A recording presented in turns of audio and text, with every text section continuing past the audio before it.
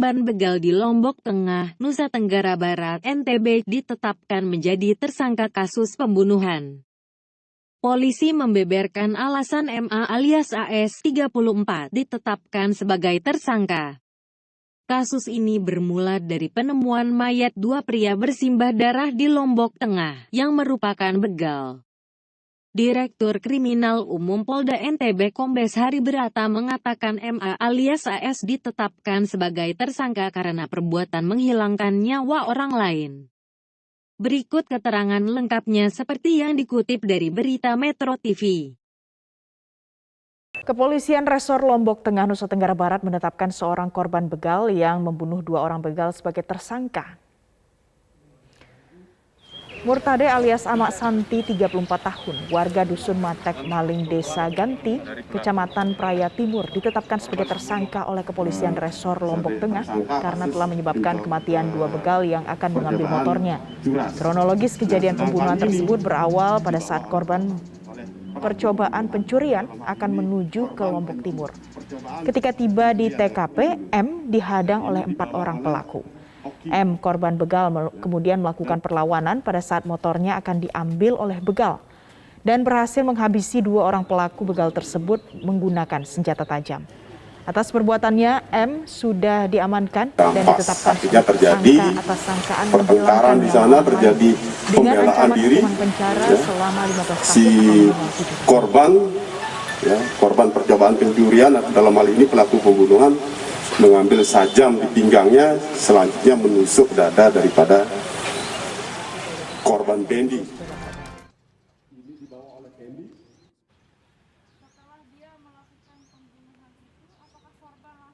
Kurang dari 24 jam alat bukti berupa keterangan saksi, olah TKP. Dengan adanya olah TKP itu ada beberapa barang bukti yang diamankan atau disita berupa 4 bilah sajam, 3 unit kendaraan sepeda motor, dan mendengar keterangan daripada para pelaku, dalam hal ini pelaku daripada percobaan pencurian dan kekerasan dan pelaku pembunuhan. Jadi untuk selanjutnya, setelah dilakukan penyelidikan, dilakukan gelar perkara, kasus ini ditingkatkan menjadi proses. Dan pemirsa, untuk membahas kasus ini lebih lanjut, kami sudah tersambung dengan Kapolres Lombok Tengah AKBP Heri Indra Cahyono. Selamat siang, Pak Heri.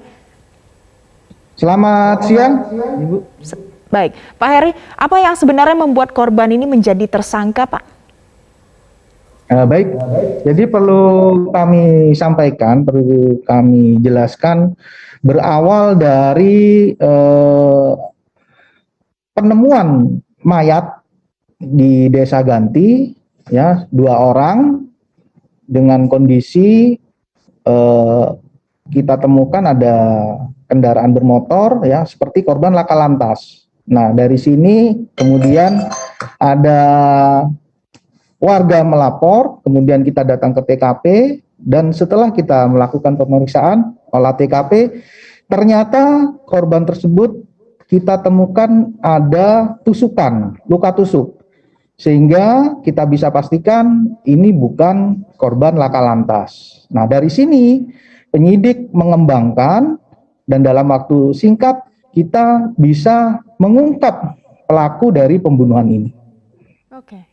Pak Heri, bukannya M ini sebelumnya merupakan korban dari begal dan kemudian melakukan pembelaan diri dari ancaman yang didapat dari 4 orang pembegal.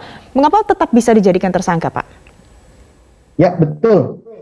Jadi setelah kita melakukan pemeriksaan, memang dari keterangan saudara M ini mengakui dia melakukan pembunuhan. Namun dia juga menceritakan, memberikan keterangan bahwasannya waktu itu dia atau pelaku ini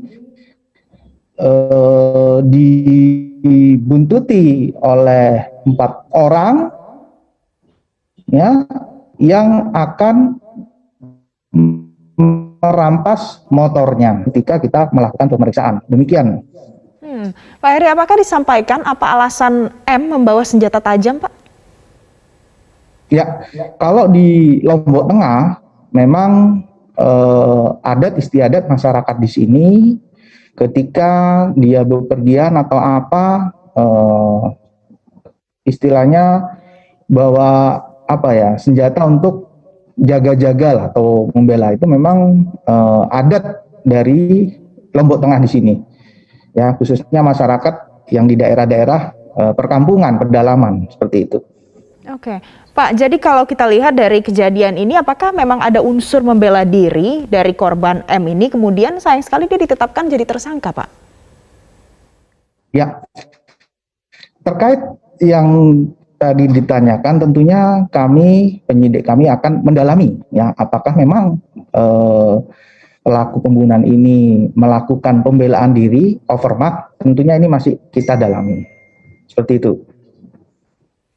Baik, Pak Heri, kalau belajar juga dari fenomena ini, apa yang harusnya dilakukan oleh masyarakat ketika mereka menjadi korban begal dan kemudian ingin membela diri supaya jangan sampai jadi tersangka?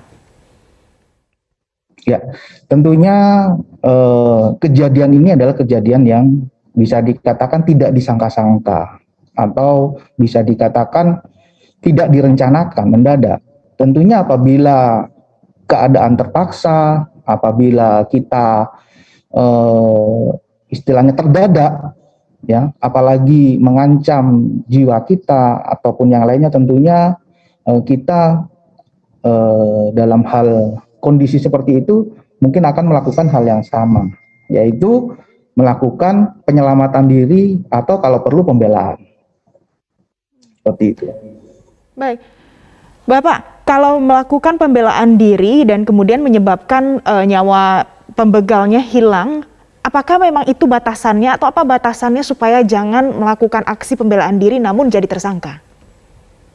Ya, tentunya kalau ini bisa dilihat terlebih dahulu ada dua case di sini. Yang pertama tentunya di sini ada perbuatan menghilangkan nyawa orang lain. Tentunya ini sudah merupakan suatu pidana. Namun demikian kita akan dalami lagi bahwasannya dia melakukan hal itu karena dalam keadaan terpaksa atau overmatch, ya seperti itu.